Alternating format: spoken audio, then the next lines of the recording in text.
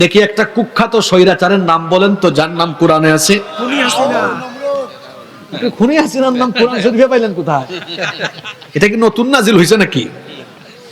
আমি বলছি কোরআনে কারীমে কুখ্যাত স্বৈরাচার শাসকের, জালিম শাসকের নাম আছে না নাই?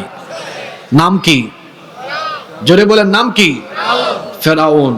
তার আরো মন্ত্রী টন্ত্রীদের নামও আছে। হামানের নাম আছে না? হামানের নাম আছে, আবার কারুনের নামও আছে, আছে না? যে কিনা সম্পদ পাওয়ার পরেও আল্লাহর রাস্তায় দান করে নাই, তার সম্পদ সহ জমিনের তলায় ধসিয়ে দিয়ে তাকে ধ্বংস করে দিয়েছেন কে? আবার দেখেন ন্যায় পরায়ণ বাদশাদের ব্যাপারেও কোরআনে তথ্য আছে। দেখি কয়েকজনের নাম বলেন তো। যেমন আজকে আলোচনা করছে জুলকারনাইন, আর নাই? ইউসুফ আলাইহিস সালাম। অনেকে বলে ইসলামে রাজনীতি নাই, মানে দেশ কেমনে চালাইতে হবে। ইসলামে সব আছে, নামাজের কথা আছে, রোজার কথা আছে, যাকাতের কথা আছে, কিন্তু আদালত কেমনে চালাতে হবে, দেশ চালাতে হবে কেমনে, এই জায়গায় ইসলাম গরিব হয়ে গেছে। নাউজুবিল্লাহ পড়তে মন চায় না? এরকম আছে না নাই?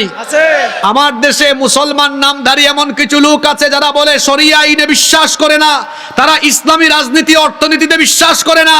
যারা ইসলামী রাজনীতি অর্থনীতি রাষ্ট্রনীতিতে বিশ্বাস করে না, এরা মুসলমান হতে পারে না। এই কোরআনের ভেতরে নেককার ন্যায়পরায়ণ শাসকদের নাম আছে, অনেক শাসকদের নাম আছে। নবী, আবার নবী রাসূল ছাড়াও একজন আছে, নাম কি? জুলকারনাইন। নবী রাসূলদের কথা আছে না? আছে তো। যেমন দাউদ আলাইহিস সালাম, সুলাইমান আলাইহিস সালাম, যিনি কিনা জিন জাতিকে পর্যন্ত শাসন করেছেন, জিনদেরকে দিয়ে বাইতুল মুকাদ্দাস তিনি নির্মাণ করিয়েছেন। আল্লাহু আকবার! কি প্রতাপশালী শাসক! পিপিলিকার ভাষা বুঝতেন, পাখির ভাষা বুঝতেন। আমরা তো এক এলাকা থেকে আরেক এলাকায় বিমানে সফর করি অথবা ইঞ্জিন চালিত বাহনে সফর করি, আর তিনি এমন এক শাসক ছিলেন যিনি কিনা ইঞ্জিন ছাড়া এমন এক বাহন ছিল, বিনা ইঞ্জিনে বাতাসের মাধ্যমে তিনি তার এমন এক সিংহাসনে বসতেন। আল্লাহ এমন এক সিংহাসন দিয়েছিলেন, সকালবেলা সেটাতে বসলে বিনা ইঞ্জিনে বাতাসের মাধ্যমে 1 মাসের পথ চলে যেতেন। এই ক্ষমতা তাকে দিয়েছেন কে? যারা ক্ষমতা পেয়ে ন্যায় ইনসাফ কায়েম করেছে, কোরআনে আল্লাহ তাদের গুণগান বর্ণনা করেছেন। আবার ক্ষমতা পেয়ে যারা স্বৈরাচার হয়েছে, জালেম হয়েছে, তাদের ধ্বংসের কাহিনীও কোরআনে আছে। কোরআনে আল্লাহ বর্ণনা করেছেন যাতে করে কিয়ামত পর্যন্ত মানুষেরা ক্ষমতা পেয়ে স্বৈরাচারী জালেম হয়ে গেলে কি পরিণতি হয়, অতীতের যুগের স্বৈরাচারদের থেকে শিক্ষা নিতে পারে। কিন্তু আমাদের পরিস্থিতি হলো এমন, আমরা একটু জুলুম থেকে মুক্ত হলেই, মজলুম অবস্থা থেকে উত্তরণ হলেই আমরাও জালিম হওয়ার চেষ্টা করি। আকারে ইঙ্গিতে বলে গেলাম, যারা মজলুম ছিলেন জালেমের ভূমিকায় অবতীর্ণ হওয়ার কোনো অপচেষ্টা কেউ করবেন না। যদি অপচেষ্টা করেন তাহলে আল্লাহ তাআলার যে সুন্নত, তিনি কোন জালেমকে ছাড় দেন না, সময় সুযোগ দেন, তারপরে যখন ধরেন সমূলে ধ্বংস করেন। দেখেন নাই আমার দেশে এক দাম্ভিক দাজ্জাল প্রকৃতির নারী ছিল যে কথায় কথায় দাম্ভিকতা প্রদর্শন করত, কিন্তু আল্লাহ তাকে এমন শাস্তি দিয়েছেন, সে এবং তার দলবল সহ সবার নাম নিশানা আল্লাহ নিশ্চিহ্ন করে দিয়েছে। দাম্ভিকতার পরিণতি এমনই হয়। আমরা আজকে জুলকারনাইন সম্পর্কে আলোচনা করছি। উনার নাম জুলকারনাইন কেন? তাফসীর ইবনে কাসির এবং ফাতহুল কাদিরের ভেতরে এসেছে। কোন কোন মুফাসসির বলেছেন উনার মাথার মধ্যে 2টা গুচ্ছ ছিল, মাথার চুলের মধ্যে 2টা গুচ্ছ ছিল, এই জন্য তাকে বলা হয় জুলকারনাইন, মানে 2 গুচ্ছওয়ালা। কেউ কেউ বলেছেন তিনি পূর্ব আর পশ্চিম, অর্থাৎ পাশ্চাত্য আর প্রাচ্যের সব দেশ বিজয় করেছেন বলে তাকে বলা হয় জুলকারনাইন। কোন কোন মুফাসসির বলেছেন তার মাথার 2 দিকে শিংয়ের অনুরূপ 2টা চিহ্ন ছিল, এজন্য তাকে বলা হয় জুলকারনাইন। আর কেউ কেউ বলেছেন তার মাথার 2 দিকে 2টা ক্ষত চিহ্ন ছিল, এই জন্য তাকে বলা হয় জুলকারনাইন।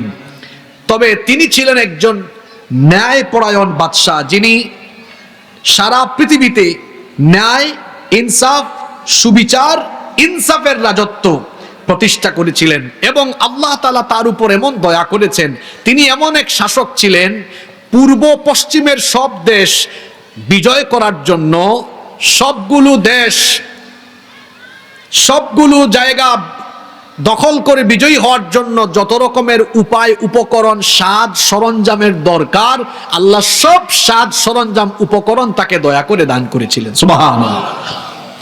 আমরা জানতে চাইলাম জুলকারনাইনের পরিচয় কি। দেখেন এখানে প্রায় 1.5 পৃষ্ঠা তার পরিচয় সূরা কাহাফের শেষের দিকে তুলে ধরা হলো। আল্লাহ এবার জুলকারনাইনের পরিচয় দিচ্ছেন।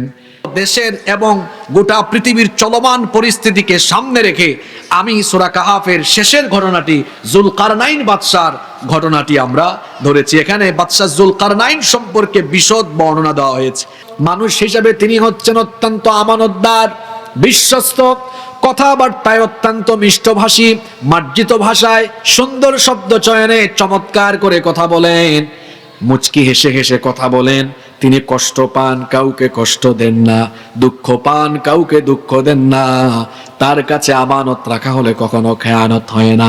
তিনি এমন এক মহামানব, তিনি কখনো দুর্বলের উপর অত্যাচার করেন না, কখনো কারো উপর জুলুম করেন না।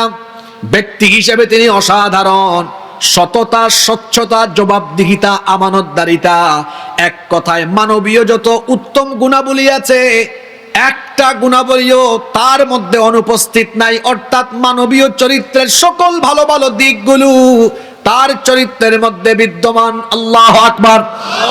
সব বর্ণনা শোনার পরে ইহুদি পণ্ডিত আলেমরা বলল, তোমরা তো তার কথাবার্তা, চালচলন, ব্যবহারের যে পরিচয় দিয়েছো, এ থেকেই বোঝা যাচ্ছে সত্যিকার অর্থেই সে পয়গাম্বারী। কারণ পয়গাম্বার ছাড়া এমন অসাধারণ চরিত্রের অধিকারী কেউ হতে পারে না। কিন্তু সে সত্যিকারের নবী কিনা এটা তোমরা বুঝে ফেলবা। আমরা তোমাদেরকে 3টা প্রশ্ন শিখিয়ে দেই, এই 3টা প্রশ্ন গিয়ে তাকে করো।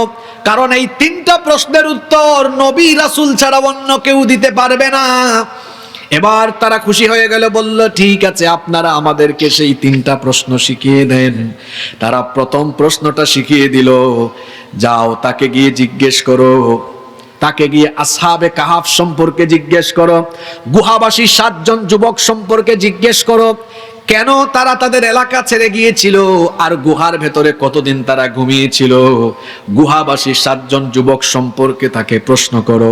2 নাম্বার প্রশ্ন তারা শিখিয়ে দিয়েছে, কোন কোন রিওয়ায়াতে এসেছে রূহ সম্পর্কে গিয়ে প্রশ্ন করো, কোন কোন রিওয়ায়াতে এসেছে তারা বলেছিল যাও গিয়ে মূসা এবং খাদির আলাইহিমুস সালাম সম্পর্কে জিজ্ঞেস করো, তাদের ঘটনাটা বলতে বলো।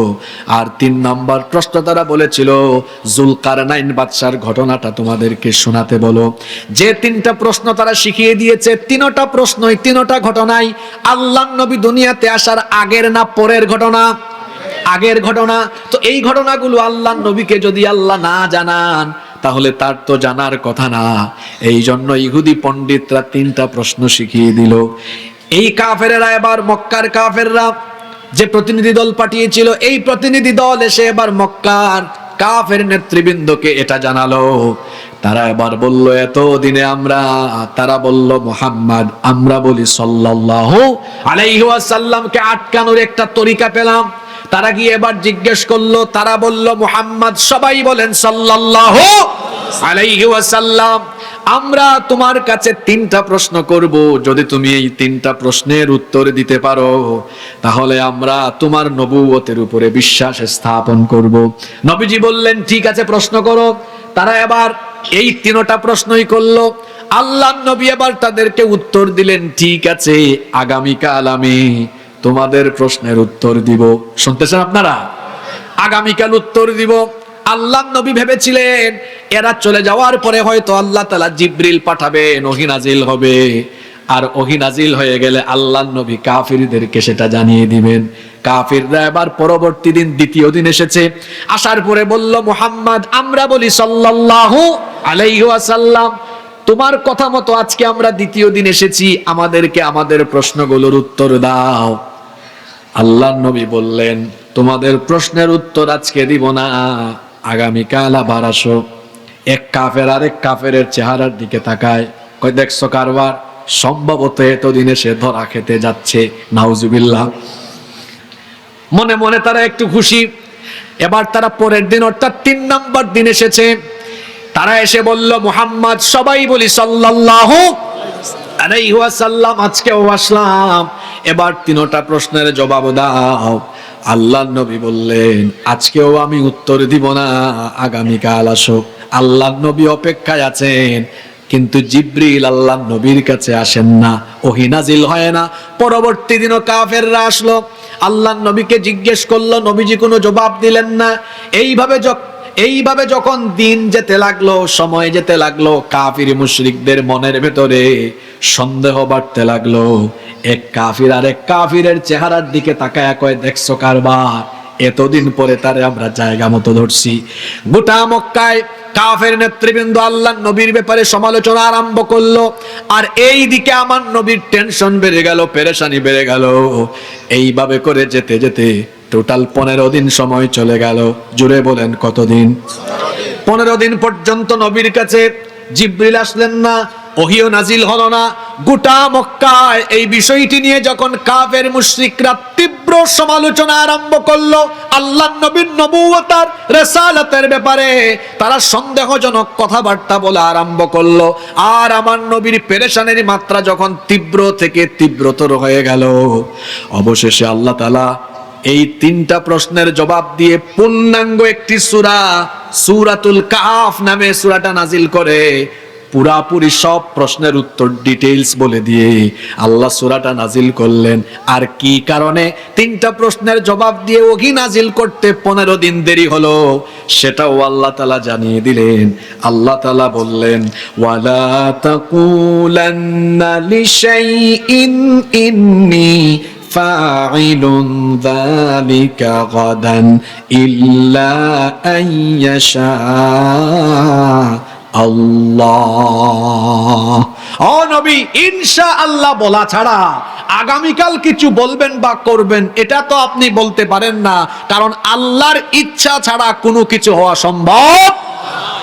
তাহলে এই 3টা প্রশ্নের জবাব দিয়ে একটা পূর্ণাঙ্গ সূরা নাজিল হতে 15 দিন দেরি হলো কেন? কি না বলার কারণে? জোরে বলেন, কি না বলার কারণে? আজকে আমি যে আয়াতটা তেলাওয়াত করেছি ওই আয়াতেও ইনশাআল্লাহর কাহিনী আছে। এখানে 3টা ঘটনা আছে সূরা কাহফে। 3টা ঘটনার হক আদায় যদি আমি করতে চাই তাহলে একটানা 3 দিন তাফসীর মাহফিল করলে মোটামুটি হয়তো হক আদায় করা যাবে, কিন্তু আমি আজকে এই সূরার শেষ দিক থেকে ধরেছি।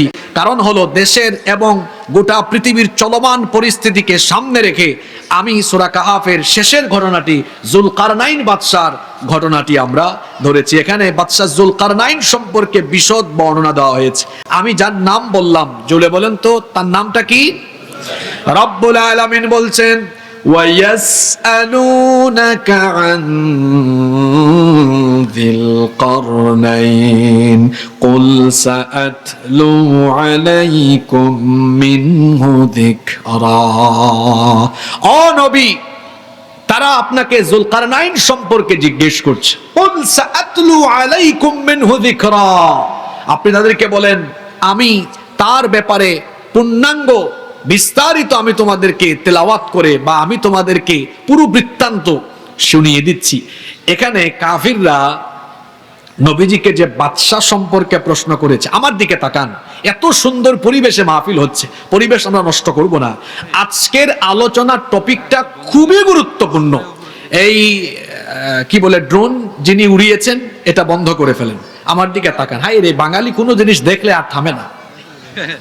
আপনাদের এলাকা তো বড় সুন্দর, সামনে নদী, এটা কি নদী নাকি? চমৎকার পরিবেশ, এত সুন্দর পরিবেশে মাহফিল। বাংলাদেশের সব জায়গায় এত সুন্দর পরিবেশ পাওয়া যায় না, দেখতেই তো ভালো লাগতেছে। এলাকা যেমন সুন্দর, মানুষের চেহারা সুরত তেমন সুন্দর। কেন সুন্দর হবে না? এত নেয়ামত এখানে, হ্যাঁ, নদী আছে, মাছ আছে, আর যে উর্বর জমিন, এখান থেকে ফল ফসল যেভাবে উৎগীরণ হয়। ইদ্রিস সাহেবের বাসায় দেখলাম যে পরিমাণ মালটা হয়েছে। আবার আপনারা গিয়া সব শেষ করে ফেলিয়েন না। আসার সময় দেখলাম ধান আর ধান, মানে এত নেয়ামত আল্লাহ এলাকায় দিয়েছেন, আলহামদুলিল্লাহ পড়েন। এজন্য সবার চেহারা সুরত সুন্দর, আল্লাহর নেয়ামত আরো বাড়িয়ে দেন, বলেন আমিন। যুলকারনাইন সম্পর্কে জিজ্ঞেস করেছে। যুলকারনাইন কে? যুলকারনাইন, ওনার পরিচয়টা আসলে কি? যুলকারনাইন সম্পর্কে যে তথ্যগুলো তাফসীরের কিতাবগুলোতে পাওয়া যায় তা হলো এই, তিনি কোনো ফেরেশতা কিংবা নবী রাসূল ছিলেন না, বরং তিনি ছিলেন আল্লাহর নেককার একজন বান্দা। তিনি আল্লাহকে ভালোবেসেছিলেন এবং আল্লাহও তাকে ভালোবেসেছিলেন। সুবহানাল্লাহ পড়বেন না? এবং তিনি আল্লাহর হকের ব্যাপারে অতিশয় সাবধানী ছিলেন। তিনি ছিলেন একজন ন্যায়পরায়ণ বাদশাহ এবং তিনি এমন এক শাসক ছিলেন যিনি কিনা গোটা পৃথিবীকে শাসন করেছেন। আল্লাহু আকবার। কোরআনে কারিমে দেখবেন ভালো শাসকের ব্যাপারেও বিভিন্ন তথ্য দেওয়া আছে, আবার স্বৈরাচারী শাসকের তথ্য দেওয়া আছে। যেমন জুলকারনাইন তিনি একজন ন্যায়পরায়ণ বাদশাহ, আবার কোরআনে কিছু স্বৈরাচার বাদশার কথা আছে। দেখি একটা কুখ্যাত স্বৈরাচারের নাম বলেন তো, যার নাম কোরআনে আছে। খুনি হাসিনার নাম কোরআন শরীফে পাইলেন কোথায়? এটা কি নতুন নাজিল হয়েছে নাকি? আমি বলছি কোরআনে কারীমে কুখ্যাত স্বৈরাচার শাসকের, জালিম শাসকের নাম আছে না নাই? নাম কি? জোরে বলেন, নাম কি? ফেরাউন। তার আরো মন্ত্রী তন্ত্রীদের নামও আছে। হামানের নাম আছে না? হামানের নাম আছে, আবার কারুনের নামও আছে, আছে না? যে কিনা সম্পদ পাওয়ার পরেও আল্লাহর রাস্তায় দান করে নাই, তার সম্পদ সহ জমিনের তলায় ধসিয়ে দিয়ে তাকে ধ্বংস করে দিয়েছেন কে? আবার দেখেন ন্যায়পরায়ণ বাদশাদের ব্যাপারে কোরআনে তথ্য আছে। দেখি কয়েকজনের নাম বলেন তো। যেমন আজকে আলোচনা করছে জুলকারনাইন, আর নাই ইউসুফ আলাইহিস সালাম। অনেকে বলে ইসলামে রাজনীতি নাই, মানে দেশ কেমনে চালাইতে হবে। ইসলামে সব আছে, নামাজের কথা আছে, রোজার কথা আছে, জাকাতের কথা আছে, কিন্তু আদালত কেমনে চালাতে হবে, দেশ চালাতে হবে কেমনে, এই জায়গায় ইসলাম গরিব হয়ে গেছে। নাউজুবিল্লাহ পড়তে মন চায় না? এরকম আছে না নাই? আমার দেশে মুসলমান নামধারী এমন কিছু লোক আছে যারা বলে শরিয়া আইনে বিশ্বাস করে না, তারা ইসলামী রাজনীতি অর্থনীতিতে বিশ্বাস করে না। যারা ইসলামী রাজনীতি অর্থনীতি রাষ্ট্রনীতিতে বিশ্বাস করে না, এরা মুসলমান হতে পারে না। এই কোরআনের ভেতরে নেককার ন্যায়পরায়ণ শাসকদের নাম আছে, অনেক শাসকদের নাম আছে। নবী, আবার নবী রাসূল ছাড়াও একজন আছে। নাম কি? জুলকারনাইন। নবী রাসূলদের কথা আছে না? আছে তো। যেমন দাউদ আলাইহিস সালাম, সুলাইমান আলাইহিস সালাম, যিনি কিনা জিন জাতিকে পর্যন্ত শাসন করেছেন। জিনদেরকে দিয়ে বাইতুল মুকাদ্দাস তিনি নির্মাণ করিয়েছেন। আল্লাহু আকবার। কি প্রতাপশালী শাসক! পিপিলিকার ভাষা বুঝতেন, পাখির ভাষা বুঝতেন।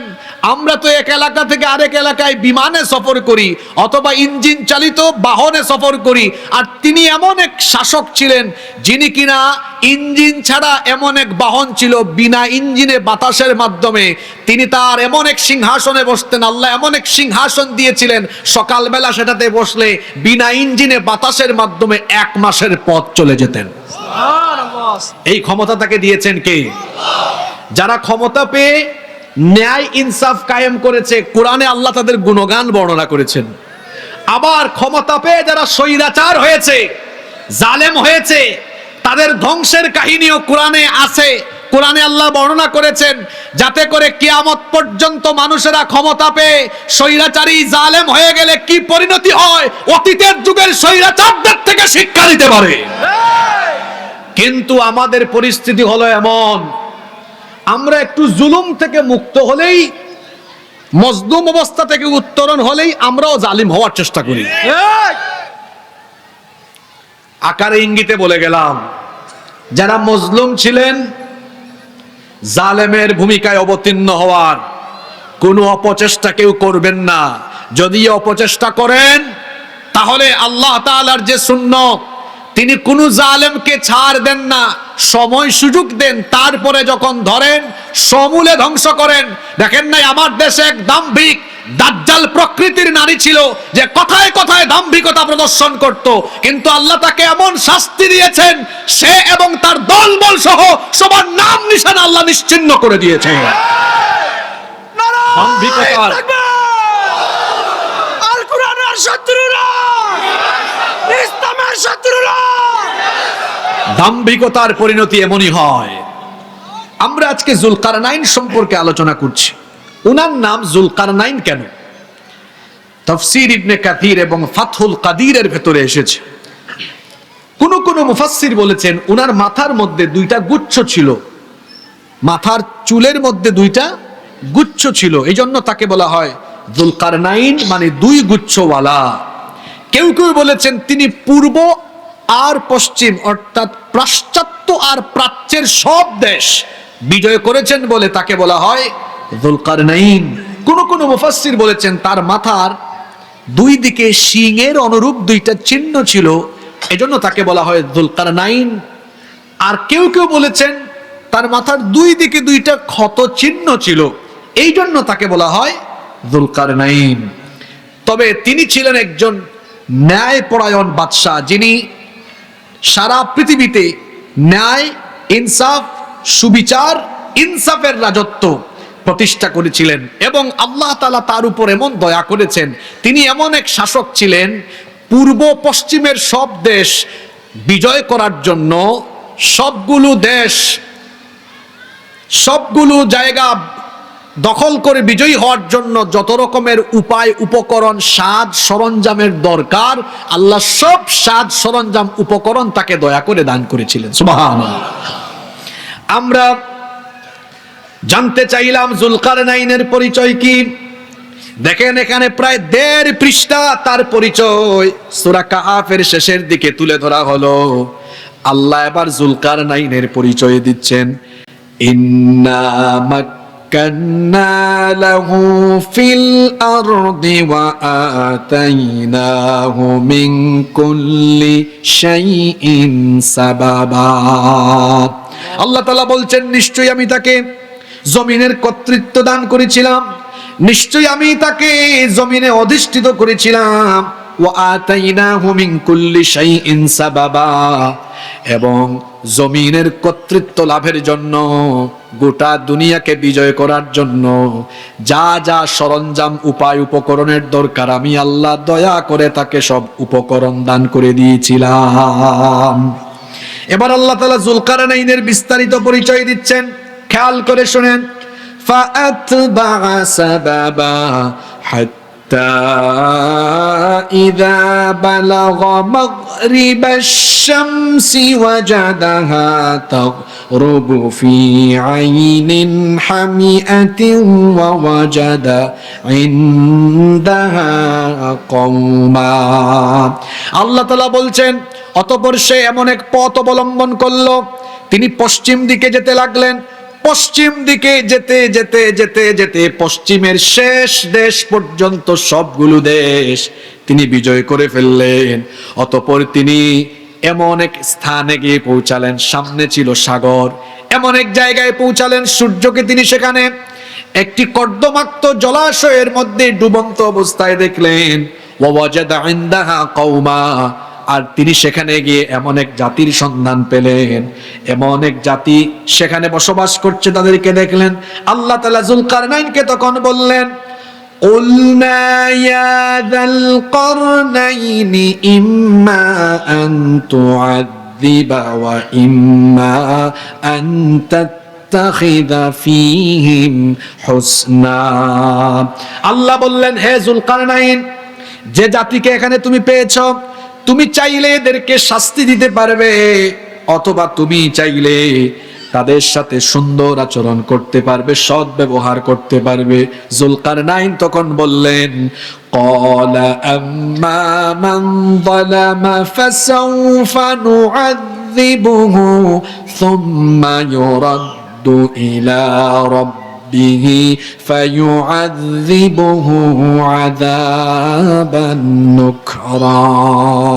তিনি বললেন, যে ব্যক্তি জুলুম করবে, যে ব্যক্তি জুলুমের পথ বেছে নিবে, অবশ্যই আমি তাকে শাস্তি দিব, অতঃপর তাকে তার রবের কাছে ফিরিয়ে নেওয়া হবে, তখন তাকে আরো বেশি শাস্তি দেওয়া হবে।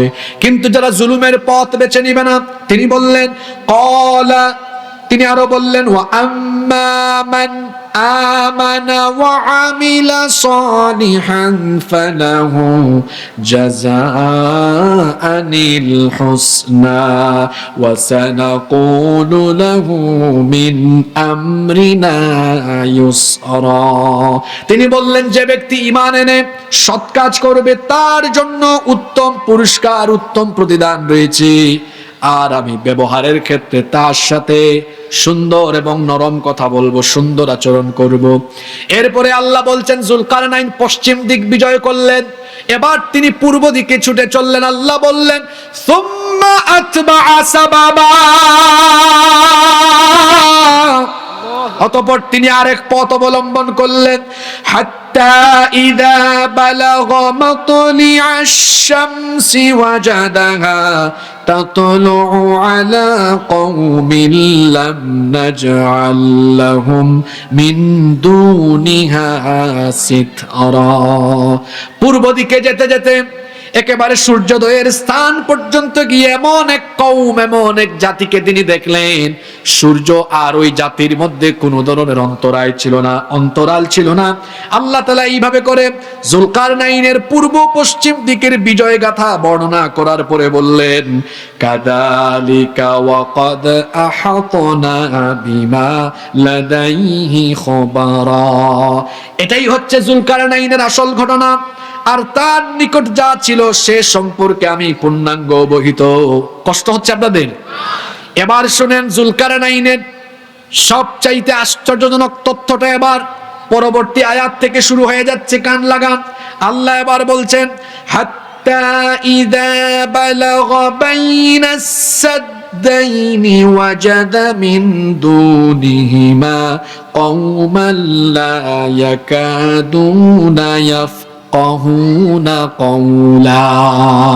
তিনি এবার যেতে যেতে দুই পাহাড়ের মধ্যবর্তী এক স্থানে পৌঁছালেন দুই পাহাড়ের মধ্যবর্তী স্থানে পৌঁছানোর পরে ওয়াজাদা মিন দুনিহিমা কওমা দুই পাহাড়ের মধ্যবর্তী জায়গায় এমন এক জাতির সন্ধান পেলেন লা ইয়াকাদুনা ইয়াফকাহুনা কওলা যারা তার কথাবার্তা বুঝতে পারছিল না ভাষা বোঝা যাচ্ছিল না তখন তারা যুলকারনাইনের কাছে অভিযোগ করেছিলেন দুই পাহাড়ের মধ্যবর্তী এমন এক জাতি পেয়েছিলেন যেই জাতি ছিল অত্যন্ত মজলুম জাতি নিপীড়িত জাতি এই নিপীড়িত জাতি এবার বাদশাহ যুলকারনাইনের কাছে করলো অভিযোগও করলো পাশাপাশি আবেদনও করলো কি অভিযোগ এবং কি আবেদন আল্লাহ পরের আয়াতে এবার বলছেন তারা বলেছিল ক্বালু ইয়া যাল করনাইনি ইন্না يأجوج ومأجوج مفسدون في الأرض তারা বলেছিল হে যুলকারনাইন বাদশা ইন্না ইয়াজুজ ওয়া মা'জুজ মুফসিদুনা ফিল আরদ নিশ্চয়ই ইয়াজুজ আর মা'জুজ এই দুই সম্প্রদায় ফাসাদ সৃষ্টি করছে বিশৃঙ্খলা সৃষ্টি করছে তারা তো আমাদের উপরে বহু অত্যাচার অনাচার চালায় আমরা তাদের অত্যাচার অনাচারে বড় অতিষ্ঠ তারা তখন আবেদন করলেন ফাহাল নাজআলু লাকা খরজান আলা আন তাজআলা বাইনানা ওয়া বাইনাহুম সাদ্দা তারা বলেছিলেন বাদশা যুলকারনাইন এই ইয়াজুজ আর মাজুজ দুই গোষ্ঠীর অত্যাচারে আমরা বড় অতিষ্ঠ এরা বড় হিংস্র এরা বড় সাংঘাতিক আপনি এদের অত্যাচার থেকে আমাদেরকে মুক্তি দেন তারা বললেন আমরা আপনাকে কিছু খরচ দিব আমরা আপনাকে কিছু খরচাপাতি দিব আপনি এই ইয়াজুজ মাজুজ গোষ্ঠী আর আমাদের মধ্যে একটা শক্তিশালী প্রাচীর একটা দেয়াল নির্মাণ করেন যেন এরা আর আমাদের এলাকায় ঢুকে বা আমাদের মাঝে এসে এরা যেন অত্যাচার অনাচার চালাতে না পারে এই জন্য আপনি একটা শক্তিশালী দেয়াল নির্মাণ করে দেন কিরে যুবকেরা আছেন না ঘুমাই গেছেন একটু পরে বুঝবেন কেন আজকে এই টপিকটা ধরেছি যুবকদের জন্য আজকে এই ওয়াজ বিশেষ করে যুবকদের বেশি কাজে লাগবে মনোযোগ আছে তো একটা মজলুম জাতি এরা বাদশা যুলকারনাইনকে দুই পাহাড়ের মাঝখানে তিনি যখন গেলেন ওই মজলুম জাতি বলল আমাদেরকে একটু সাহায্য করেন এখানে দুইটা গোষ্ঠীর অত্যাচারের কথা বলা হয়েছে বলেন তো দেখি ওই দুই গোষ্ঠীর নাম কি? বলেন ইয়াজুজ আর এই ইয়াজুজ মাজুজ কিন্তু কিয়ামতের বড় 10টা আলামতের একটা আলামত। এরা আবার কিয়ামতের আগে বের হবে। এরা এখন কোথায়? এরা কিন্তু এখনো আছে, এরা বন্দী। কোথায় বন্দী সেটাও বলবো। আগে আমাকে এটা বলেন, বাদশাহ জুলকারনাইনের কাছে এই মজলুম জাতি কয়টা সম্প্রদায়ের অত্যাচারের ব্যাপারে অভিযোগ করলো? দুইটা। এই দুই জাতির নাম হলো ইয়াজুজ আর মাজুজ। এই ইয়াজুজ মাজুজ এরা আবার কারা? এদের পরিচয় কি? এদের পরিচয় হাদিস শরীফে খুব সুন্দর করে এসেছে। এই ইয়াজুজ আর মাজুজ এরা হচ্ছে আদম আলাইহিস সালামের সন্তানদেরই দুইটা বিশাল খারাপ জাতি। নূহ আলাইহিস সালামের সহিহ বুখারীর বিখ্যাত ব্যাখ্যাকার আল্লামা হাফেজ ইমাম ইবনে হাজার আসকালানি রাহিমাহুল্লাহ তিনি বলছেন, ইয়াজুজ আর মাজুজ হলো নূহ আলাইহিস সালামের ছেলে ইয়াফেস এর পরবর্তী বংশধরদের দুটা খারাপ গোত্র, এবং এদের চেহারা হলো বড় ভয়ঙ্কর, চক্ষু ছোট। হাদিসে এসেছে সিগারুল উয়ুন, চক্ষু খুব ছোট ছোট, এবং চুলগুলো একটু আউলা জাউলা উস্কো খুস্কো। চেহারা হলো বড় ভয়ঙ্কর। সাধারণ মানুষদের চেহারা সুরতের মতো এদের চেহারা সুরত নয়। হুযায়ফা রাদিয়াল্লাহু আনহু তিনি একবার নবীজির কাছে বললেন, ইয়া রাসূলুল্লাহ, সবাই মহব্বতে বলি সাল্লাল্লাহু আলাইহি ওয়াসাল্লাম, আপনি আমাদেরকে ইয়াজুজ আর মাজুজ সম্পর্কে কি অবহিত করেন? আল্লাহর নবী তখন বললেন, ইয়াজুজ হলো একটা জাতি, মাজুজ হলো আরেকটি জাতি। এদের প্রত্যেক জাতির অধীনে রয়েছে আরো 4000 জাতি। আর তাদের কোনো ব্যক্তি ততদিন পর্যন্ত ইন্তেকাল করে না, তাদের কোনো ব্যক্তি ততদিন পর্যন্ত মারা যায় না যতদিন না ওই ব্যক্তি তার চোখের সামনে তার ঔরসজাত কমপক্ষে 1000 সন্তানকে চোখের সামনে দেখতে পায়। আল্লাহু আকবার! কি ভয়ঙ্কর এই গোষ্ঠী ইয়াজুজ আর মাজুজ! আল্লাহর নবী আরো বলেছেন, এরা হলো বড় হিংস্র, বড় বর্বর। এদের একদল হবে আরুজের মতো। আরুজ হলো সিরিয়ার একটি বৃক্ষ, যেটা হলো 120 হাত লম্বা। এবং আল্লাহর নবী এদের কথা আরো বলেছেন, এরা এমন এক জাতি, কোন ঘোড়া ও লোহা এদের মোকাবেলায় দাঁড়াতে পারে না। এদের একদল এক কানের উপরে ঘুমায়, অন্য কান মুড়ি দিয়ে থাকে। বন্য প্রাণী, হাতি, উট, শূকর তাদের সামনে দিয়ে অতিক্রম করলে এরা এমন হিংস্র জাতি, বন্য প্রাণী, উট, হাতি, শূকর এগুলোকে তারা ধরে ধরে খেয়ে ফেলে। আল্লাহু আকবার! এমন এক হিংস্র জাতি। এদের নাম হলো ইয়াজুজ আর মাজুজ। দুই পাহাড়ের মধ্যবর্তী জায়গায় যখন জুলকারনাইন বাদশা পৌঁছালেন, তখন এই মজলুম জাতি জুলকারনাইন বাদশার কাছে বললেন, আপনি এই ইয়াজুজ আর মাজুজের অত্যাচার থেকে আমাদেরকে সাহায্য করেন, এদের অত্যাচার থেকে পরিত্রাণের জন্য আমাদেরকে আপনি সাহায্য করেন। প্রয়োজনে আমরা আপনাকে কিছু খরচাপাতি দিব। এদের আর আমাদের মাঝখানে একটা প্রাচীর আপনি নির্মাণ করে দেন, যাতে করে এরা আর আমাদের কাছে পৌঁছাতে না পেরে। যখন বাদশাহ জুলকারনাইনের কাছে এরাই আবেদন করলো, বাদশাহ জুলকারনাইন তখন কি জবাব দিয়েছিলেন শুনেন। তিনি বললেন, ক্বালা মা মাক্কান্নী ফীহি রাব্বী খায়রুন ফাআঈনুনি বিকুওয়াতিন আজআল বাইনাকুম ওয়া বাইনাহুম রাদমা। তিনি বললেন, আমাকে খরচাপাতি দেওয়া লাগবে না, বরং আমার রব আমাকে যে সামর্থ্য দিয়েছেন সেই সামর্থ্যই আমার জন্য উত্তম। আল্লাহু আকবার পড়েন। তোমরা একটা জিনিস দিয়ে আমাকে সহযোগিতা করো, সেটা কি? ফাআঈনুনি বিকুওয়া। এখানে একটা শিক্ষা আছে, শিক্ষার কথা বলবো। যুবকরা আছে না ঘুমায় গেছে? এই ন্যায়পরায়ণ বাদশা বললেন, তোমরা শুধু আমার পেছনে শক্তি দাও, শক্তি খরচ করো।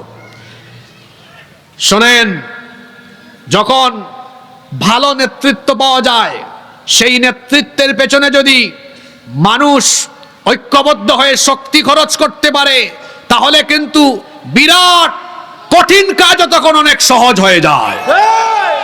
এদেশে যত যুবকেরা আছে, যুবকদেরকে আমি বলবো, বাংলাদেশে এখন একটি সুসময় চলে এসেছে।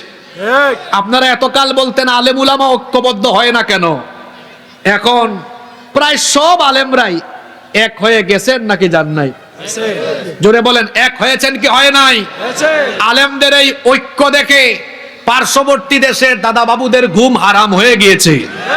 শুধু তাই নয়, উলামা মাশায়েখদের এই ঐক্যের বন্ধন দেখে এই দেশে আধিপত্যবাদী শক্তিদের কলিজায় আগুন ধরে গিয়েছে। আমরা কোরআনের ভাষায় জবাব দিচ্ছি, মুতু বিগাইদিকুম, তোমাদের জ্বালাপুরা নিয়ে তোমরা মরে যাও, আমাদের কিচ্ছু করার নাই। যুবকদেরকে বলছি, আতরের দোকানে ঢুকে কেউ যদি আতর না কিনে 10-15 মিনিট ওই দোকানে থাকে, তার গায়ে আতরের সুবাস লেগে যায়। বিড়ি সিগারেট কেউ না খেলেও যদি পথে ঘাটে বিড়ি খুরের সাথে কেউ কুলাকুলি করে, তার গায়ে বিড়ির গন্ধ হয়ে যায়। আতর না কিনেও আতরের দোকানে থাকলে যেমন আতরের গন্ধ লাগে, তেমনি আলেম উলামা না হয়েও কেউ যদি আলেম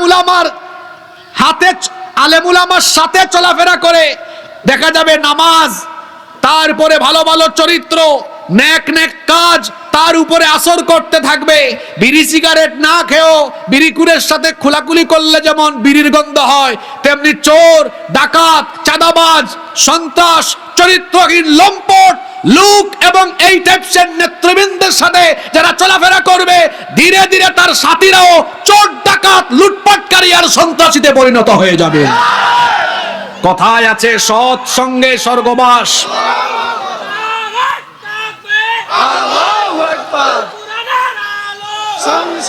কথায় আছে, সৎ সঙ্গে স্বর্গবাস, অসৎ সঙ্গে।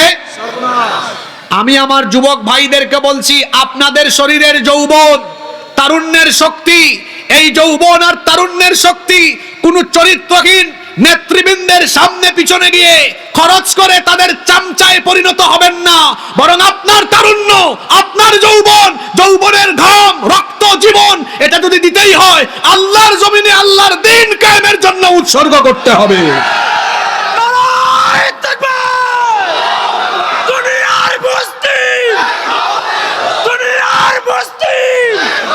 আলেমরা, এদেশের আলেমরা ঐক্যবদ্ধ হয়ে গিয়েছেন। আলেমদের সাথে আমরাও আছি না নাই? জোরে বলেন, আছি না নাই? বাদশাহ জুলকারনাইন ইয়াজুজ মাজুজ নামক বর্বর গোষ্ঠী থেকে একটা জাতিকে বাঁচানোর জন্য সেই জাতির লোকদের শক্তি সঞ্চয় করে তাদেরকে সাথে নিয়ে তিনি যেভাবে একটি বিরাট প্রাচীর নির্মাণ করেছিলেন, আমার বাংলাদেশ 54 বছর ধরে দুর্নীতিগ্রস্ত, ক্ষতিগ্রস্ত, পিছিয়ে পড়া এই বাংলাদেশকে আমরা আলোকিত সোনার বাংলাদেশে যদি পরিণত করতে চাই, যুবক আর তরুণদেরকে তাদের প্রত্যেকের হাতকে আলেমদের হাতের সাথে দিয়ে এমন শক্তিশালী ভূমিকায় নামতে হবে যাতে করে আগামীর বাংলাদেশকে আলেমদের নেতৃত্বে কোরআনের বাংলাদেশ হিসাবে গঠন করা যায়। এজন্য আলেম উলামাদের সাথে থাকতে কারা কারা রাজি আছি, দুই হাত তুলে আল্লাহকে দেখান।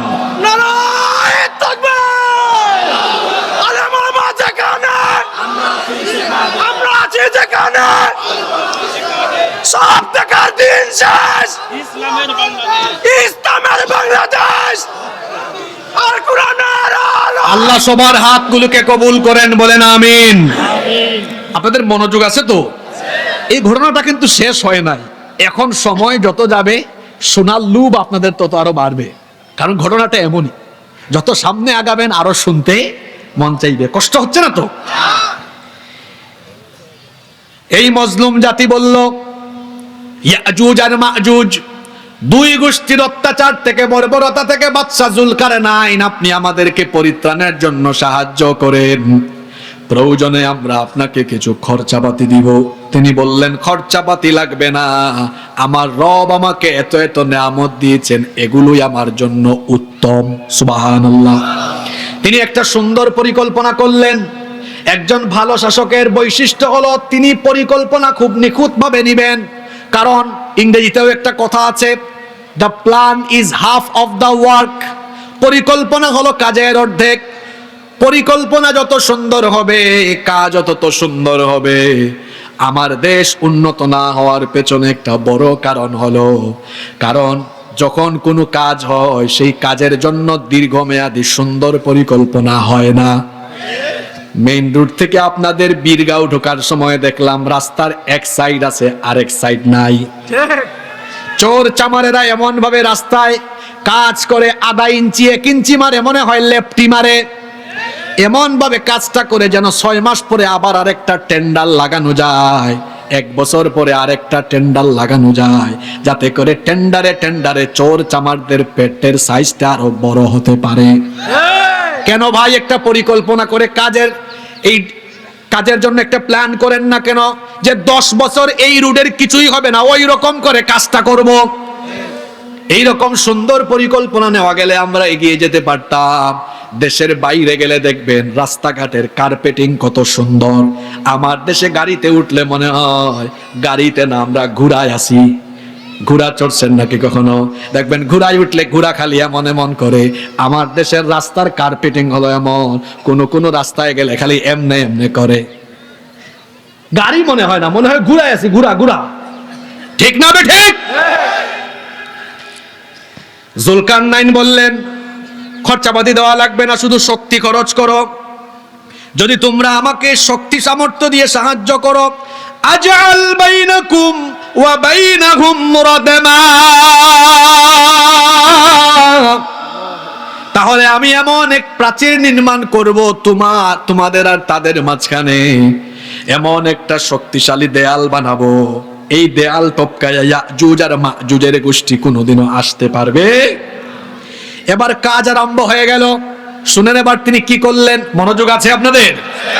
বাদশাহ জুলকারনাইন এবার এই জাতির লোকদেরকে বললেন, আতুনি জুবারাল হাদিদ, তোমরা আমাকে লোহার পাত এনে দাও।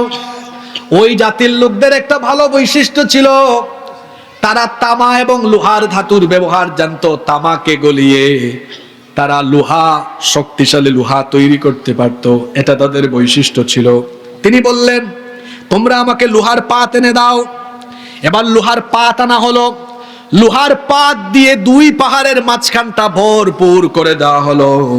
পরের অংশে আল্লাহ বলছেন, হাত্তা ইদা সাওয়া বাইনাস সাদাফাইনি ক্বালা আনফুখু হাত্তা ইদা জাআলাহু নারা।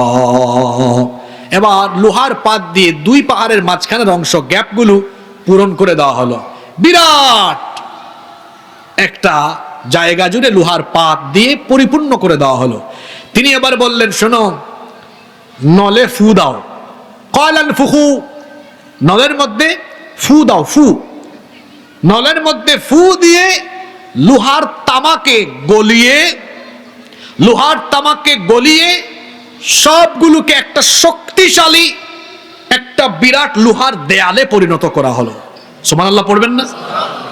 যখন ফু দেওয়া হলো, লোহার তামায় আগুন ধরে গেছে। আগুন ধরার পরে এটা গলে গেল। এরকম ছিল, তাকান, এই পাত বিক্ষিপ্ত ভাবে দেওয়া, কিন্তু বিক্ষিপ্ত ভাবে পাত থাকলে তো এটা শক্তিশালী দেয়াল হবে না, এগুলো জোড়া লাগাই দিতে হবে না। এই জন্য বললেন ফু দাও। ফু দেওয়ার পরে এটা গরম হয়ে আগুন ধরলো, তখন লোহার পাত গলে একটা লোহার শক্তিশালী দেয়াল হয়ে গেল। যখন লোহার শক্তিশালী দেয়াল হয়ে গেল, তখন তিনি কি করলেন দেখেন। আরে কত হাজার বছর আগের ঘটনা, বিজ্ঞানের জন্ম হয় নাই, কিন্তু বাদশাহ জুলকারনাইনের মাথায় এই বৈজ্ঞানিক বুদ্ধিটা যে কেমনে আসছে, আমি সূরাটা পড়ি আর ভাবি। দেখেন, তিনি তখন বললেন, শোনো, এবার কি করো, যখন লোহার পাতকে ফু দিয়ে গরম করে আগুন ধরিয়ে একটা শক্তিশালী লোহার দেয়াল প্রাচীর দিয়ে দেওয়া হলো, তিনি এবার বললেন, কাজ কিন্তু শেষ হয় নাই। তিনি এবার তাদেরকে বললেন, ক্বালা আতুনি উফরিগ আলাইহি কিতরা। তিনি বললেন, এবার তামা নিয়ে আসো। তামা, কপার। তামা চিনেন না আপনারা? বললেন কপার নিয়ে আসো, তামা। এবার তিনি লোহার পাতকে গলিয়ে যে দেওয়াল করা হয়েছিল তার উপরে তিনি এবার কপার ঢেলে দিলেন, তামা ঢেলে দিলেন। তামা ঢেলে দেওয়ার পরে তিনি এবার ওই জাতির লোকদেরকে বললেন, ফামাস্তাউ আইয়াযহারুহু ওয়া মাস্তাতাউ লাহু নাকাবা। তিনি বললেন, শোনো, ইয়াজুজ মাজুজ আবার এই দেয়াল টপকাইতেও পারবে না, নিচে দিয়েও আসতে পারবে না। এই যে শক্তিশালী দেয়াল আমি নির্মাণ করলাম, এখানে আমার কোনো ক্রেডিট নাই। দেখেন ন্যায়পরায়ণ শাসকদের বৈশিষ্ট্য কেমন হয়। আমাদের মধ্যে অনেক নেতা আছে, মনে করেন আপনার এলাকারই কেউ একটা রাস্তা বানাইলে আমি করেছি, আমরা করেছি, এটা করেছি, সেটা করেছি, আছে না নাই? আর বাদশাহ জুলকারনাইন বিরাট একটা প্রাচীর বানায় বললেন, হে জাতি শোনো, এখানে আমার কোনো ক্রেডিট নাই।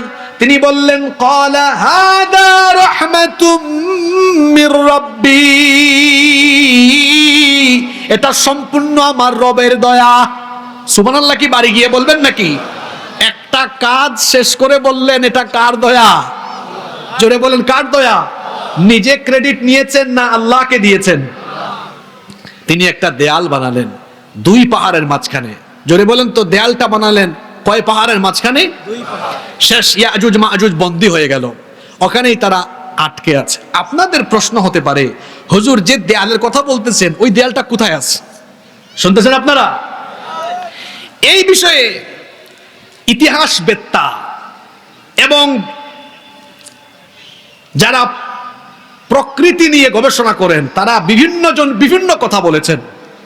কেউ কেউ বলেছেন কোরআনে কারীমে সূরা কাহাফে বাদশাহ জুলকারনাইনের যে প্রাচীরের কথা বলা হয়েছে এটা অরুণাচলে অবস্থিত, অরুণাচল। আবার কেউ কেউ বলতেছেন এটা হচ্ছে চীনের মহাপ্রাচীর।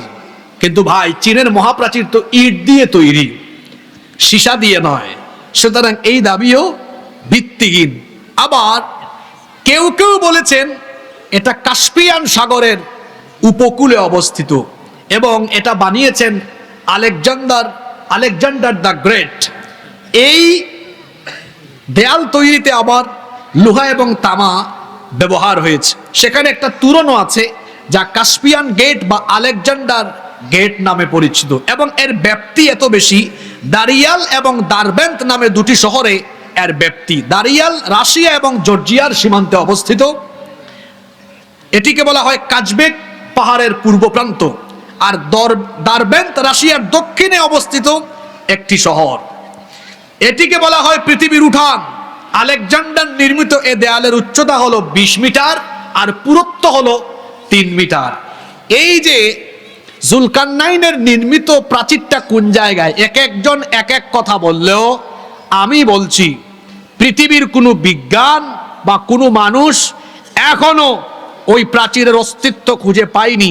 যদিও রাশিয়ান একদল মুসলিম গবেষক তারা দাবি করছেন তারা কাস্পিয়ান সাগরের উপকূলে বরফে ঢাকা বিশাল মাইলের এলাকা জুড়ে তারা মেটালিক যন্ত্রপাতি দিয়ে তারা এর কিছুটা ইঙ্গিত পেয়েছেন। কিন্তু আমি এটা ব্যক্তিগতভাবে বিশ্বাস করি না। বিশ্বাস না করার পেছনে একটা বৈজ্ঞানিক কারণ আছে। এবার সেই বৈজ্ঞানিক কারণটা আপনাদের সামনে তুলে ধরছি। মনোযোগ আছে আপনাদের? দেখেন আল্লাহর কালাম কত চমৎকার বর্ণনা দিয়েছে। আল্লাহ তো চাইলে এখানে বলতে পারতেন যে জুলকারনাইন একটা দেয়াল বানিয়েছেন, এতটুকু বললে হয়তো। কি দিয়ে বানিয়েছেন বিস্তারিত বর্ণনা না দিলেও হতো, কিন্তু কোরআনে কারিমে বিস্তারিত বর্ণনা আছে না নাই? দেখি কি মনে রাখছেন, সবক দেন। প্রথমে কি করেছেন, লোহার পাত সেখানে ফু দিয়ে আগুন দিয়ে গলায়া তারপরে সেটার উপরে কি ঢেলে দেওয়া হয়েছে? জোরে বলেন, কি ঢেলে দেওয়া হয়েছে? মাশাআল্লাহ, সবার মেমোরাইজিং ক্যাপাসিটি ভালো। এবার শোনেন কেন ডিটেইলস বর্ণনা কোরআনে এভাবে দেওয়া হয়েছে। সুবহানাল্লাহ, আল্লাহর কোরআন কতটা সায়েন্টিফিক আপনারা দেখেন। আপনারা বলেন তো লোহা বেশি শক্তিশালী না কপার তামা বেশি শক্তিশালী? হ্যাঁ, লোহা বেশি শক্তিশালী। কিন্তু লোহা যতই শক্তিশালী হোক না কেন, আপনারা জানেন লোহার একটা ধর্ম হলো লোহা যখন আগুনের এই পানির সংস্পর্শে আসে লোহায় তখন কি ধরে? হ্যাঁ বলেন, কি ধরে? জং ধরে, মরিচা ধরে। কিন্তু তামা লোহা অপেক্ষা কম শক্তিশালী হলে তামারও একটা ধর্ম আছে। এই তো বলে ফেলছে, তামায় কি ধরে না? এটা তো একটা ধর্ম বলছেন, তামার কিন্তু আরেকটা ধর্ম আছে। সেটা হলো তামা যখন এইরকম উন্মুক্ত পরিবেশে থাকে তখন বাতাসের অক্সিজেনের সাথে তামা কানেক্টেড হয়ে অক্সিডেশন পদ্ধতিতে, বিজ্ঞান বলছে উন্মুক্ত পরিবেশে তামা থাকলে তখন বাতাসের অক্সিজেনের সাথে তামা অক্সিডেশন পদ্ধতিতে মিলিত হয়ে একটা গ্রিন প্রোটেক্টিভ লেয়ার, মানে একটা সবুজ রং ধারণ করে। এটা আমার কথা না, এটা বিজ্ঞানীদের কথা। যখন তামা উন্মুক্ত পরিবেশে থাকে অক্সিডেশন পদ্ধতিতে, এটা একটা গ্রিন প্রোটেক্টিভ লেয়ার, একটা সবুজ লেয়ার ধারণ করে। তাহলে বাদশাহ জুলকারনাইন কয়েক হাজার বছর আগে দেয়াল বানায়া উপরে যেহেতু তামা ঢেলে দিয়েছেন, তার মানে এটা সবুজ হতে হতে এই দেয়াল এখন সবুজের রঙের সাথে মিশে গিয়েছে, যার অস্তিত্ব এখন খুঁজে পাওয়া সহজ না কঠিন? জোরে বলেন, সহজ না কঠিন? তবে জুলকারনাইন একটা কথা বলেছেন, সেটা কি? এই দেয়াল বানানোর পরে তিনি বলেছেন এই দেয়াল কিন্তু চিরদিন থাকবে না, একদিন এই দেয়াল চূর্ণ বিচূর্ণ হয়ে যাবে, মাটির সাথে মিশে যাবে। কখন এটা মিশে যাবে শোনেন। জুলকারনাইন প্রাচীর বানিয়ে ওই জাতির লোকদেরকে বলেছিলেন, ফাইদা জাআ ওয়া'দু রাব্বি জাআলাহু দাক্কা ওয়া কানা ওয়া'দু রাব্বি হাক্কা। তিনি বললেন এই প্রাচীর একদিন আমার রবের ওয়াদা মোতাবেক চূর্ণ বিচূর্ণ হয়ে যাবে। আল্লাহ যেদিন ইচ্ছা করবেন ওই দিন এই প্রাচীর ধ্বংস হয়ে যাবে। আল্লাহর চাওয়ার আগ পর্যন্ত, আল্লাহর হুকুম না হওয়া পর্যন্ত ইয়াজুজ মাজুজের গোষ্ঠী যতই চেষ্টা করুক না কেন, তারা এই প্রাচীর ভেদ করে আসতে পারবে না। তবে একটা সময় এরা এই প্রাচীর ভেদ করে আসবে। এরা প্রতিদিন, শোনেন আমার দিকে তাকান, একেবারে মজার জায়গায় চলে আসছি, কষ্ট হচ্ছে না তো আপনাদের? এরা প্রতিদিন এই ইয়াজুজ মাজুজ প্রতিদিন এই দেয়াল এরকম খুঁড়ে, তাদের নখ দিয়ে খুঁড়ে বা বিভিন্ন জিনিস দিয়ে চেষ্টা করে খুঁড়ে তারা একদম লাস্ট পর্যায়ে আসে, মানে আর একটু পরেই একটু কাজ করলেই দেয়ালটা ছিদ্র করে ফেলতো। কিন্তু এরা অলস, একদম শেষ পর্যায়ে এসে প্রতিদিন, আজকেও তারা এই কাম করতেছে, কিন্তু একদম শেষ পর্যায়ে এসে বলে না থাক, বাকিটা আগামীকাল করব। পরের দিন সকালে আইসা দেখে এটা আবার দেয়াল আগের জায়গায় চলে গেছে। কিন্তু একদিন তাদের জবান দিয়ে, মুখ দিয়ে ভুল ক্রমে ইনশাল্লাহ বের হয়ে যাবে। কি বের হয়ে যাবে? ইনশাল্লাহ। তারা দেয়ালটা খুঁড়ে শেষ পর্যায়ে এসে তাদের মধ্যে কেউ একজন বলে ফেলবে আজকে বন্ধ করো, আগামীকাল বাকিটা করব ইনশাআল্লাহ। যেদিন জবান দিয়ে ভুল ক্রমে ইনশাল্লাহ বের হবে, তারপরেই এই প্রাচীর ভেদ করে এই অসভ্য বর্বর হায়েনার জাতি ইয়াজুজ মাজুজ আবারও পাহাড় বেয়ে উঁচু উঁচু জায়গা থেকে আসবে, যেটা আল্লাহ কোরআনে এভাবে বলেছেন।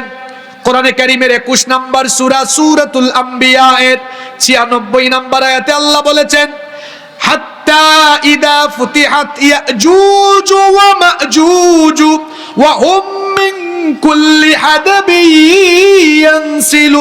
ইয়ানসিলুন। আল্লাহ তাআলা বলছেন উঁচু উঁচু ভূমি থেকে এই ইয়াজুজ আর মাজুজের গোষ্ঠী একদিন প্রাচীর খুঁড়ে, প্রাচীর চূর্ণ বিচূর্ণ করে দুনিয়াতে নেমে আসবে। আপনারা বলতে পারেন হুজুর এটা কোন সময় এরা আসবে? শুনতেছেন আপনারা? কোন সময় আসবে এবার শুনেন। সবচাইতে বেশি সংখ্যক হাদিস বর্ণনাকারী সাহাবী সাইয়্যিদুল মুহাদ্দিসিন আবু হুরায়রা রাদিয়াল্লাহু আনহু, তিনি বলছেন এটা সেই সময় হবে যখন ঈসা আলাইহিস সালাম দাজ্জালকে হত্যা করার জন্য আল্লাহ তাকে যখন পাঠাবেন। দাজ্জাল কিন্তু পৃথিবীতে আসবে, আর দাজ্জাল আসার যত রকমের আলামত, সব রকমের আলামত কিন্তু পৃথিবীতে প্রকাশিত হয়ে গিয়েছে। দাজ্জাল যে কোনো মুহূর্তে আত্মপ্রকাশ হয়ে যেতে পারে। দাজ্জাল আত্মপ্রকাশ করে যখন মক্কা মদিনা ব্যতীত গোটা দুনিয়ায় তার তাণ্ডব লীলা চালাবে। দাজ্জালকে অসাধারণ কিছু ক্ষমতা দেওয়া হবে, আর দাজ্জাল গোটা দুনিয়া সফর করে এই কানা দাজ্জাল মানুষের ঈমান হরণের কাজে লিপ্ত থাকবে।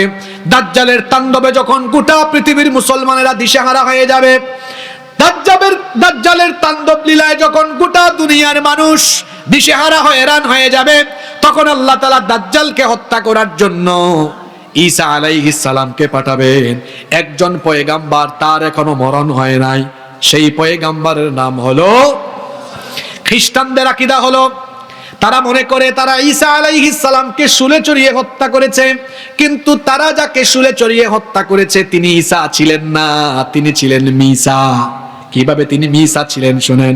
তারা এসেছিল ঈসা আলাইহিস সালামকে হত্যা করার জন্য, চারপাশ ঘিরে রেখেছিল, ঘরের চতুর্পাশ ঘিরে রাখলো। এমন সময় আল্লাহ ঈসা আলাইহিস সালামকে আসমানে উঠায় ফেললেন। তারা যখন ঘরের ভেতরে ঢুকলো, তাদেরই মধ্য থেকে একজনকে ঈসা নবীর সুরত দিয়ে দিলেন কে? আল্লাহর জন্য এটা কঠিন না সহজ? এবার তারা তাকে ধরলো, ধরে বললো এই তো ঈসা, এরে ধরো। সে কয় আমি ঈসা না, আমি মিসা। তারা বলে না তুই ঈসা। এবার তাকে ধরলো, ধরার পরে শুলে চড়িয়ে তারা হত্যা করলো। এবার বলেন তো যারা তাকে শুলে চড়িয়ে হত্যা করলো ওইটা কি আসলে ঈসা না মিসা? জোরে বলেন ঈসা না মিসা? ঈসা আলাইহিস সালামকে আল্লাহ আসমানে উঠায় রেখেছেন।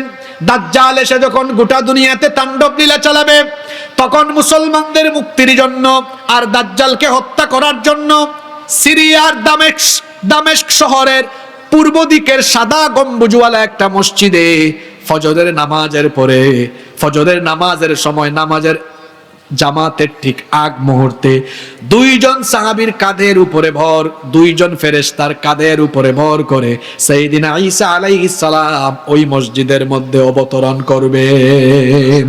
সুবহানাল্লাহ পড়েন। ইমাম মাহদী আলাইহিস সালাম দেখেই চিনে ফেলবেন, বলবেন আসেন, আপনি আসেন, ইমামতি করেন। তিনি বলবেন না, আপনি ইমামতি করেন। নামাজ শেষ হয়ে যাবে, নামাজের পরে ঈসা আলাইহিস সালাম ইমাম মাহদীকে সাথে নিয়ে বক্তব্য দিবেন, বলবেন আল্লাহ আমাকে পাঠিয়েছেন দাজ্জালকে কতল করার জন্য। সবাই প্রস্তুতি নিয়ে নেন, সবাই প্রস্তুতি গ্রহণ করবে। ওইদিকে দাজ্জাল তার ইহুদি বাহিনী নিয়ে আসবে। মনে রাখবেন হাদিস শরীফে এসেছে দাজ্জালের সাথী যারা হবে তারা হলো ইহুদি। জোরে বলেন তারা কি? দাজ্জালের সঙ্গী সাথী হবে ইহুদি। এই জন্য আমি বলি ইহুদিরা হলো দাজ্জালের রুহানি সন্তান, এরা হলো দাজ্জালের রুহানি সন্তান। দাজ্জাল তার ইহুদি বাহিনী নিয়ে এসে দেখবে তার জমদূত হয়ে ঈসা আলাইহিস সালাম চলে এসেছেন। ঈসা আলাইহিস সালামকে দেখার পরে লবণ যেমন গলে যায়, দাজ্জালও তেমন গলে যাওয়ার মতো ভয় ভীতিতে এমন পরিস্থিতিতে পড়ে যাবে, দৌড়াতে থাকবে। ঈসা আলাইহিস সালাম তাকে গিয়ে ফিলিস্তিনের বাবেলুদে ধরবেন, ধরে ওই জায়গায় তাকে হত্যা করবেন। আল্লাহু আকবার। দাজ্জালও শেষ হবে। দাজ্জালের 70,000 ইহুদি বাহিনী এবং তার চেলা চামুন্ডা যারা আছে সবাই শেষ হয়ে যাবে, নিঃশেষ হয়ে যাবে দাজ্জালকে কতল করার পরে। এরপরে কিছুদিন পরে আরেকটা জাতি পৃথিবীতে এসে তাণ্ডব চালাবে। শুনেন এবার মুসলিম শরীফের হাদিস। যখন দাজ্জালকে কতল করে ফেলা হবে, আল্লাহ তাআলা তখন একদিন ঈসা আলাইহিস সালামকে বলবেন, হে ঈসা ইন্নী কদ আখরাজতু ইবাদাল্লি লা ইয়াদানি লিআহাদিন বিকিতালিহিম ফাহাররিজ ইবাদি ইলা তুর। তিনি বলবেন হে ঈসা এখন এমন একটি জাতি বের হবে যাদেরকে মোকাবেলার শক্তি সামর্থ্য তোমার নাই, এমনকি দুনিয়ার কেউ তাদের মোকাবেলা করতে পারবে। চিন্তা করেন ঈসা আলাইহিস সালাম দাজ্জালকে কতল করবেন, কিন্তু তিনিও ইয়াজুজ মাজুজের মোকাবেলা করতে পারবেন না। আল্লাহ তাকে বলবেন ঈসা তুমি তোমার সঙ্গী সাথী মুসলমানদেরকে নিয়ে তুর পাহাড়ে অবস্থান নাও। জুড়ে বলেন কোন পাহাড়ে? তুর পাহাড়ে অবস্থান নাও। তিনি মুসলমানদেরকে নিয়ে তুর পাহাড়ে চলে যাবেন। অন্যান্য জায়গার বাদবাকি মুসলমানেরা তারা এবার বিভিন্ন সুরক্ষিত জায়গা, বিভিন্ন সুরক্ষিত দুর্গ এবং নিরাপদ স্থানে তারা এবার চলে যাবে। তারা এবার সেখানে গিয়ে আশ্রয় নিবে, পানাহারের বস্তু সামগ্রী মানুষ সাথে নিয়ে যাবে। কিন্তু এক বিরাট অভাব অনটন দেখা দিবে। তখন অবস্থা এমন হবে একটা গরুর মস্তককে তখন 100 দিনারের চাইতেও উত্তম মনে করা হবে। মানুষেরা অভাব অনটনে দুর্ভিক্ষে পড়ে যাবে। আর এই ইয়াজুজ মাজুজের গোষ্ঠী পৃথিবীতে এসে এমন তাণ্ডব লীলা চালাবে, এরা এতই হিংস্র, এতই বর্বর।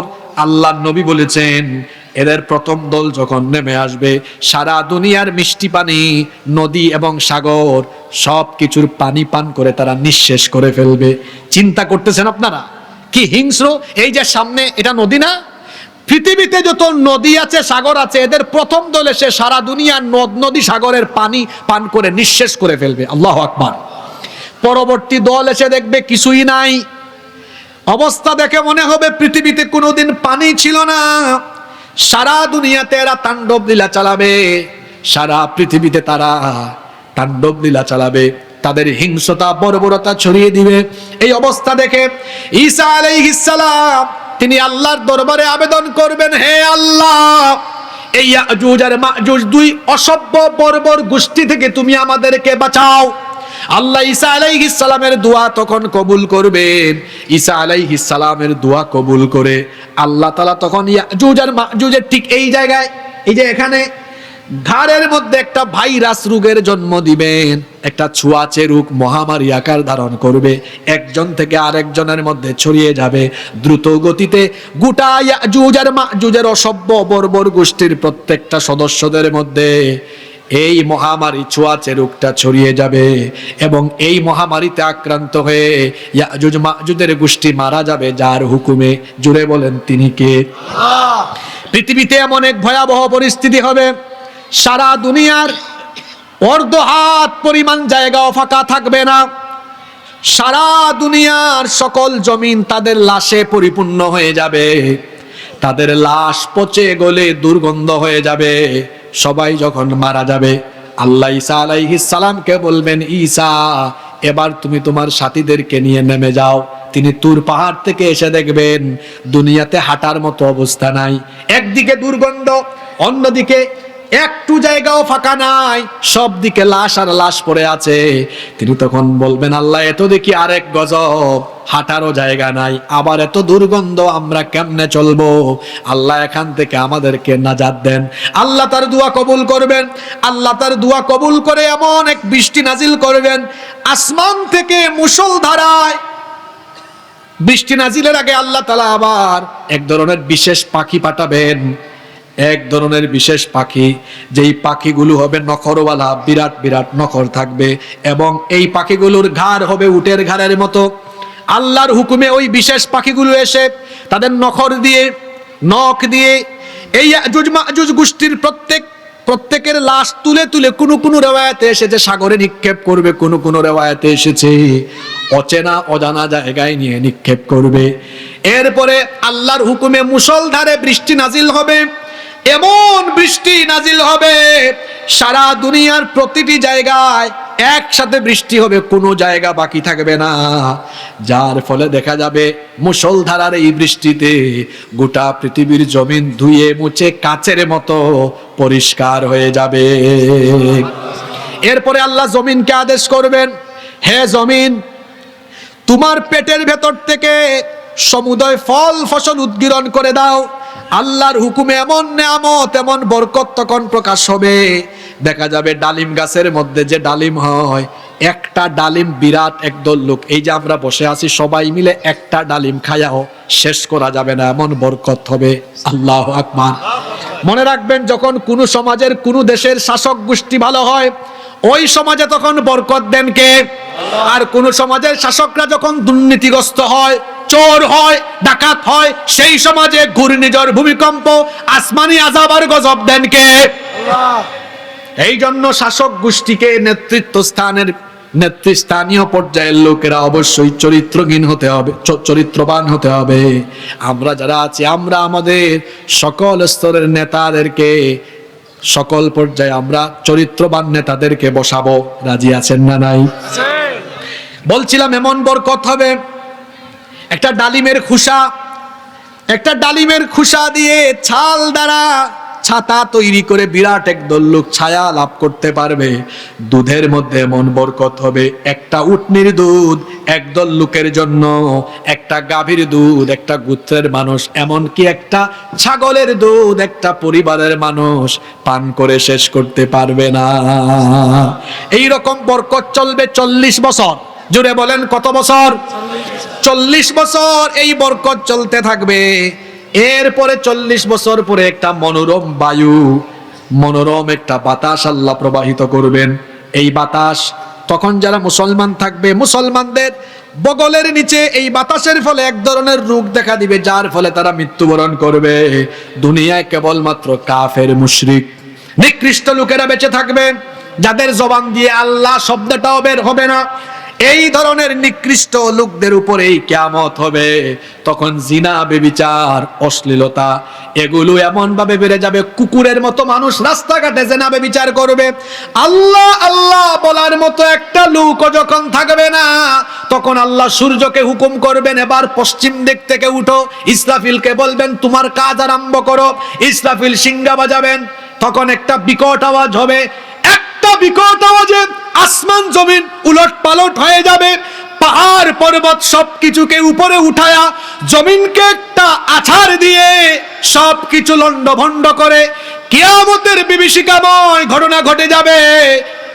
সারা দুনিয়ার সবকিছু তছনছ হয়ে যাবে, মহাবিশ্ব ধ্বংস হয়ে যাবে, কিচ্ছু থাকবে না, কেবলমাত্র একজন থাকবেন, তিনি কে? এজন্য আল্লাহ তাআলা বলেছেন কুল্লু মান আলাইহা ফান, সবকিছু ফান হয়ে যাবে, ধ্বংস হয়ে যাবে। ওয়া ইয়াবকা ওয়াজহু রাব্বিকা যুল জালালি ওয়াল ইকরাম, কেবলমাত্র একজন মহামহিয়ান সত্তা অবশিষ্ট থাকবেন। আর যিনি অবশিষ্ট থাকবেন, গলার আওয়াজ বড় করে বলেন তিনি কে? ইয়াজুজ মাজুজ এবং বাদশা যুলকারনাইনের কাহিনী আমরা জানলাম। সম্মানিত মুসল্লি, সম্মানিত উপস্থিতি, আপনাদের কি কষ্ট হচ্ছে? এই ঘটনাটা আজকে আমি কেন বললাম?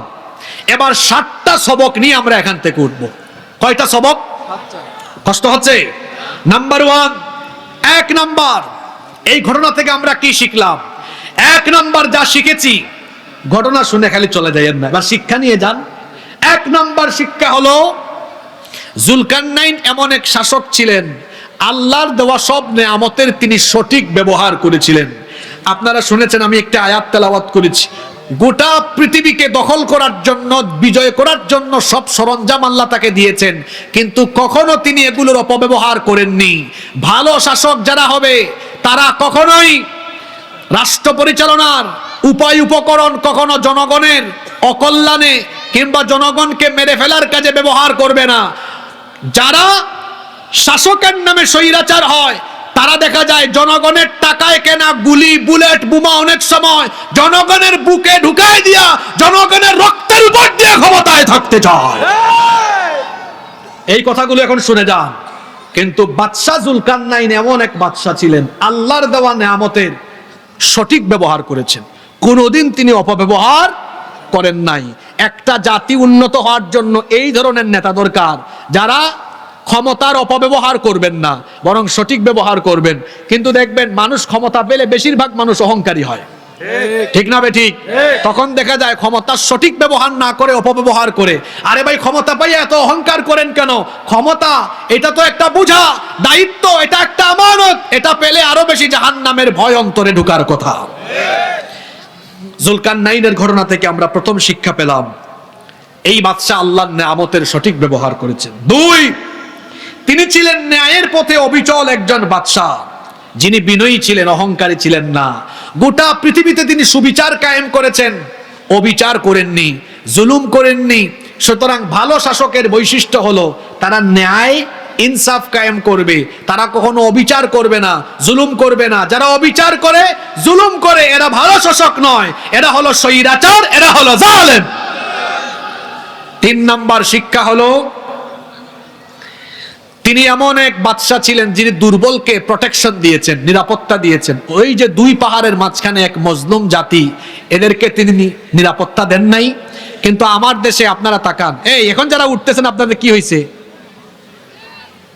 1.5 ঘন্টা থাকতে পারছেন, 3-4 মিনিট থাকা যায় না, না? এত অধৈর্য কেন আপনারা? আপনাদের বাড়ি বেশি দূরে না আমার বাড়ি বেশি দূরে? তা আপনারা যেভাবে আগে দৌড় মারতেছেন, মনে হইতেছে বাড়ি আপনাদের দূরে। 2-3 মিনিট বসেন, এই কথাগুলো গুরুত্বপূর্ণ। বলছিলাম, তিনি দুর্বলকে সুরক্ষা দিয়েছেন।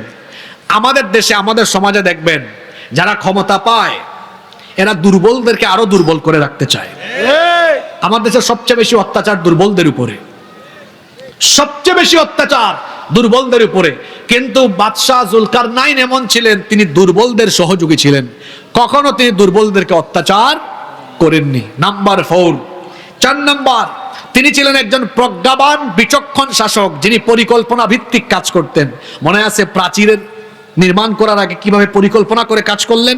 সুতরাং একজন ভালো শাসকের বৈশিষ্ট্য হলো তিনি যখন তার অধস্তনদেরকে নেতৃত্ব দিবেন, তখন তিনি পরিকল্পনা ভিত্তিক কাজ করবেন, পরিকল্পনা করে করে আগাবেন। পরিকল্পনা করে করে আগালে সেই কাজে বরকত যিনি বাড়িয়ে দেন তিনি কে? 5 নাম্বার, তিনি এমন এক শাসক ছিলেন, তিনি নিজে কাজ করেছেন আর তাওয়াক্কুল করেছেন কার উপরে? জোরে বলেন, কার উপরে?